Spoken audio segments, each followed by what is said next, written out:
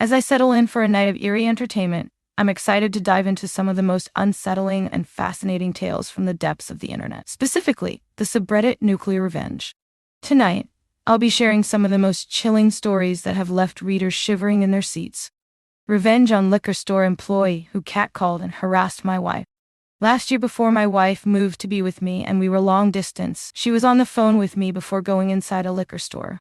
When she called me back, she sounded flustered and told me this story about the male employee inside who creeped her out. When she came in, she was the only customer in the store, and he was running the register, and there was a younger woman restocking shelves. As soon as she entered, he literally yelled out at her dom, "Looking good."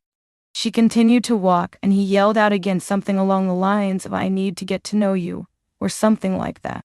When she came to the register, he was on the phone with someone, and just smiled at her creepily, and forced her to stand there, and said, "I'll call you back. I gotta talk to this fine-ass chick." He proceeded to ask for her number, and when she said she was married, he said, "I don't care. Do you cheat?" She left the store and was thoroughly creeped out, especially since he asked for her ID, and theoretically knew her address and apartment number. I could have let it go, but something about it boiled my blood. This kind of thing happens to women all the time, and something in me just kind of decided he had fucked with the wrong person today. I went on Google and found that this was a small local liquor store, and there was another branch one city over. I called that store and a woman answered, and I told her about that employee, and that I can't report it to that store because he may be the one who answers, or his friends will protect him. The lady is furious and says she knows who to call. The next morning, I'm woken up at 8 a.m., Saturday, by a phone call, and it's the woman who owns the chain with her husband. She was livid. Made it clear that he was being fired that day, and that she wanted to meet me and my wife, and give us a gift. At this point, I'm enjoying a little schadenfreude. The next day, my phone rings and it's his manager. He sounds shaken and tells me he fired him, but everyone in the store was taken back and affected by it. He said he'd been there a while, and he didn't deny what he said in the investigation. He told me the girl employee in the store with him was asked, "Has he done this before?" And she replied that he did that all the time to female customers. He said he was sorry, but that it was actually kind of traumatic, and everyone in the whole store was upset and uneasy, but that his behavior was unacceptable, and he thanked me for making a stand and forcing the correct outcome. It started out as an innocent phone call to a store, and wound up as a crazy revenge story, getting a long-time creepy employee fired. And now for the next story. Narked on former best friend who turned into a fraud thief.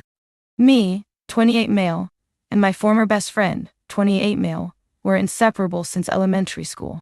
Did everything together like school sports, Xbox, gym, double dates, you name it. We did it together. We both joined the military out of high school, but different branches, so there was about 4 years of spotty contact. After we got out roughly at the same time, we reconnected fully. By then, he was married with a baby on the way. We hung out almost every week, mostly Fridays at our local bar restaurant. One night we were sitting having a few drinks, where the topic of VA benefits came up. For those who don't know, the VA offers disability compensation for service-related injuries, whether it's physical or mental.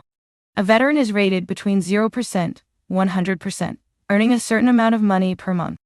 At the time, he was at 60%, and he would always push me to apply for compensation. After several weeks, I finally caved in and submitted my claim. Several months pass, and I received my rating, which was 100%, thank the Lord. I wanted to keep this on the down low because I did, and still do, feel a bit guilty, and I know it can be a touchy subject with some people. Some people being my best friend, as I came to find out. Every day leading up to me receiving my rating, my friend would call and ask if I got my rating. Well, the day I received my rating, I did tell him I got it once he called, but I did not tell him my percentage. He didn't push it at the time, but he did invite me out for drinks to celebrate. We sit down, and he then asked again what my rating was. Again, I held back, but he just kept pushing, so I told him. Right then, he changed, where literally everything changed. He was in total disbelief. So much so, that he asked to see it on my phone, almost like he didn't believe me. I just pulled my phone out and showed him for a second. He wanted to grab my phone and look what exactly it was that I claimed, but thankfully, I saved the privacy of that. He hardly spoke a word after that. I tried to up the mood a bit with some of our inside jokes, but he would just nod and force a laugh, or he wouldn't acknowledge it at all.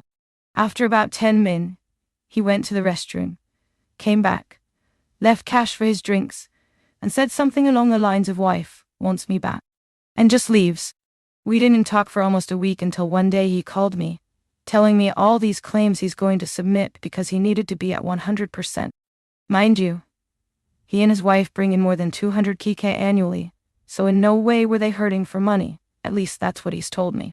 Well, almost a year goes by, one denied false claim after another, denied false claim, and then bam, he calls me he received 100%. I didn't question it or anything. In fact, I invited him out for drinks. Big mistake. We sit down.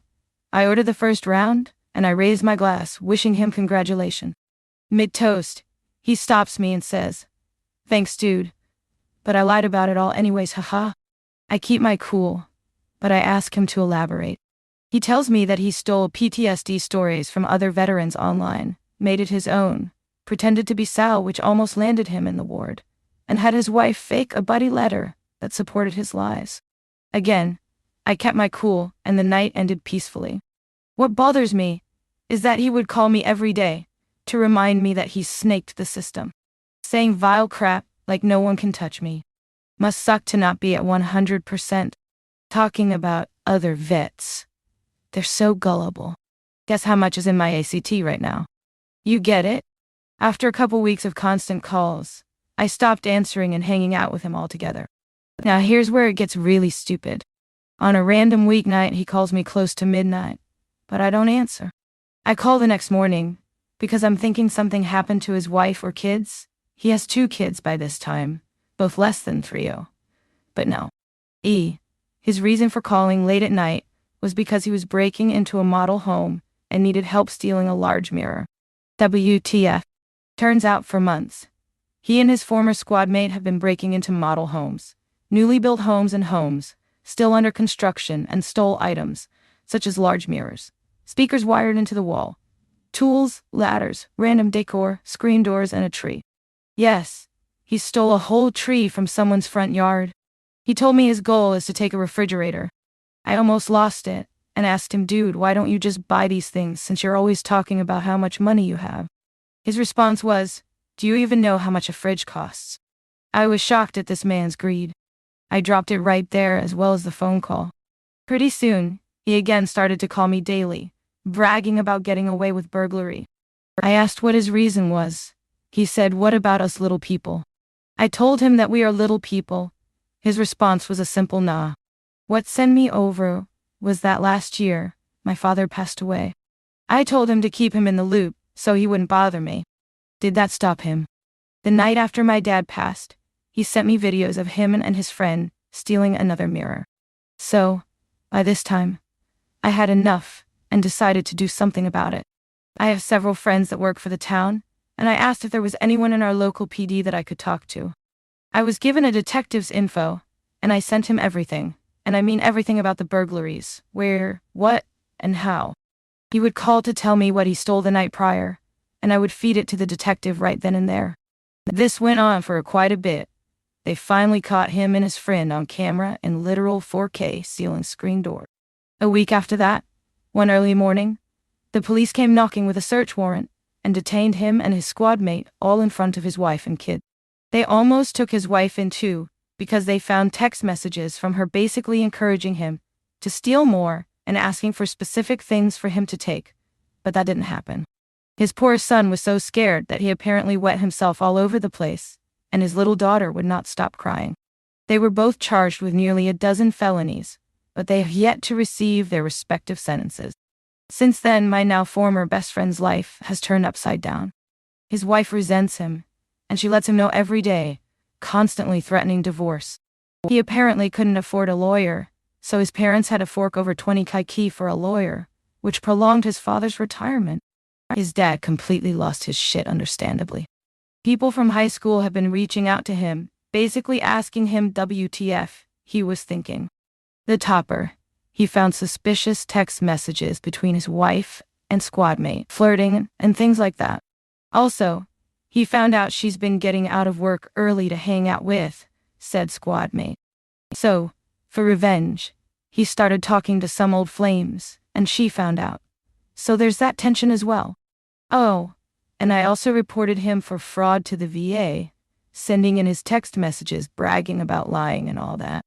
All this was told from the horse's mouth itself, since he still has no idea it was me who reported him. They were busted several months ago, so this is still most definitely hanging over his head. I do feel partly responsible, and I do actually feel bad that the kids were home to see all this happen. But damn it, I told him to stop, even before I started reporting, but he wouldn't. He still calls me every once in a while to vent, telling me how his marriage is breaking, how his wife sucks as a mother now apparently. His squad mate refuses to talk to him, and get this, he wants to sue our local PD for excessive force. Which is odd because the first phone call I got from him, weeks after he was arrested, he told me the police were very respectful, but it was the detective that was a bit on the tough side. IDK how true that is. So IDK how far he's going to get with suing. His reasoning for that was to obtain a settlement, which means this dude is, of course, only thinking about the cash he can make off this. This alone just shows me the severe lack of integrity and accountability this man has. All of it is the PD's fault. I heard not one word from him saying something like I screwed up. Nothing of the sort. I'm a few years divorced myself, and he asked me for the lawyer's information just in case. Makes me wonder how this will go. Both him and his wife bought a $500,000 home, so if they divorce, what'll happen? What about the kids? He's a felon now, so scratch that. Probably his wife, based on what he's told me, is a terrible mother, so the kids will probably go to grandma and grandpa. Just a messed up situation that I helped create, something I am not proud of. But him getting caught was inevitable. I just sped up the process. Like and subscribe for more awesome daily Reddit content. And don't forget to hit the bell to get notified when I upload new videos.